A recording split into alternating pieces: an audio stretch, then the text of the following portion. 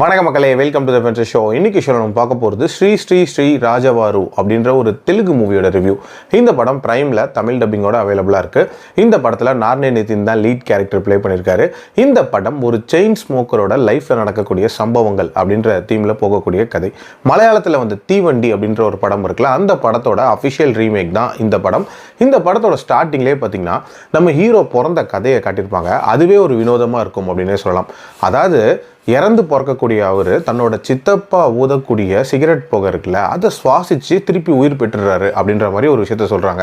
என்னடா இது சுத்த லாஜிக்கே இல்லாத மாதிரி இருக்கே அப்படின்னு நம்ம யோசிக்கலாம்.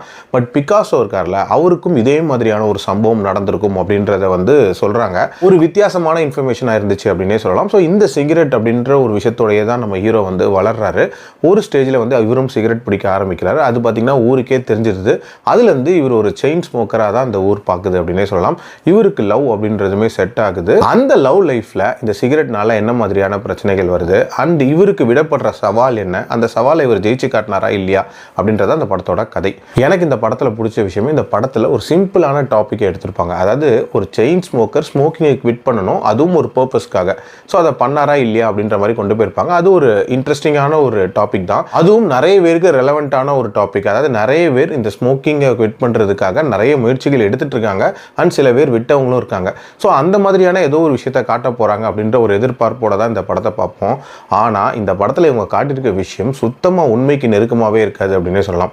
உதாரணத்துக்கு இவர் செயின் ஸ்மோக்கருங்கிறத எஸ்டாப்ளிஷ் பண்ணுறதுக்காக இவங்க வைக்கக்கூடிய காட்சிகள் இருக்கும்ல, பயங்கர இன்ஆர்கானிக்காக இருந்துச்சு அப்படின்னே சொல்லலாம். ரொம்ப ஃபோர்ஸ்ஃபுல்லாக திணிச்சிருப்பாங்க. அது மட்டும் இல்லாமல் லவ்வில் அந்த ஸ்மோக்கிங்னால வரக்கூடிய பிரச்சனைகள் இருக்குல்ல, அதையும் வந்து ரொம்ப ஆர்டிஃபிஷியலாக இன்சர்ட் பண்ணியிருப்பாங்க. அதாவது ஹீரோயினுக்கும் ஆல்ரெடி தெரியும் இவர் ஸ்மோக் பண்ணுவார், ஹீரோயின் அப்பாவுக்குமே தெரியும். பட் கல்யாணத்தில் இதனால ஒரு பிரச்சனை வருது அப்படின்றது வந்து சுத்தமாக ஏற்றுக்கிற மாதிரி இல்லை. அதுக்கப்புறம் அந்த சவால் விடுவாங்கள்ல, அது கூட ஓகே அப்படின்னே சொல்லலாம். பட் அவரோட சஃபரிங்ஸ் இருக்கும்ல, அதாவது தம் அடிக்காமல் இருக்கிறதுனால வரக்கூடிய அந்த பிரச்சனைகள், அதெல்லாம் பெரிய லெவலில் கன்வே பண்ண மாதிரி தெரியல அப்படின்னே சொல்லலாம். அண்ட் கிளைமேக்ஸ் அப்படின்றதும் ஒரு ஆர்டினரியான கிளைமேக்ஸாக இருந்துச்சு. மலையாளத்தில் வந்து தீவண்டி படம் நான் இது வரைக்கும் பார்த்ததில்லை. ஸோ அது எப்படி இருக்கும்னு தெரியல. பட் அதை அடாப்ட் பண்ணி எடுத்த இந்த வெர்ஷன் என்னை பொறுத்த வரைக்கும் சுத்தமாக உண்மைக்கு நெருக்கமாக இல்லாத ஒரு வெர்ஷனாக தான் இருந்துச்சு. என்னோட ரேட்டிங் இந்த படத்துக்கு 2.3 out of 5. அடல்ட் கண்டென்ட்டை பொறுத்த வரைக்கும் ஒரு லிப் லாக் சீன் இருக்குது, அதுக்கேற்ற மாதிரி பிளான் பண்ணிக்கோங்க. டைம் இருந்தால் ட்ரை பண்ணி பாருங்கள், இல்லைனா ஸ்கிப் பண்ணிக்கோங்க. மீண்டும் அடுத்த விமர்சனத்தில் சந்திக்கிறேன். நன்றி, வணக்கம்.